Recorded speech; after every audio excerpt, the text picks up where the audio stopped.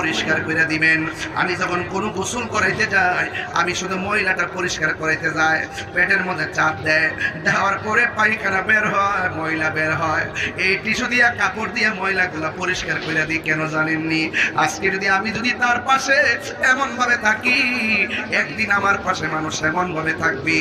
আজকে যদি আমি একজনে জানাজার নামাজের জন্য দৌড়াইয়া যাই, একদিন আমি মারা গেলে আমার জানাজার পড়ার জন্য মানুষ দৌড়ায় আসবে। এত সুন্দর মায়া কষ্ট সাবান দিয়া আপনাকে সুন্দর করে গোসল করাইয়া, একেবারে সুন্দর করে মুইসা টুইসা উজু বুজু করাইয়া এমন একটা খাটের মধ্যে শোয়াইব। শোয়ানোর পর আপনাকে 3টা কাপড় দিব। পুরুষের কাপড় কোনো 3টা, মহিলাদের কাপড় কেন 5টা? এই কথা কোনো মৌলবীরা কয় না। এই জন্য আমার ওই ভাইয়ের ওই খাটের মধ্যে শোয়াইয়া একদম 3টা কাপড় বান্ডিং কইরা মাথার গোড়ার মধ্যে একটা পান দিব, আবার গোড়ার মধ্যে আবার বুকের মধ্যে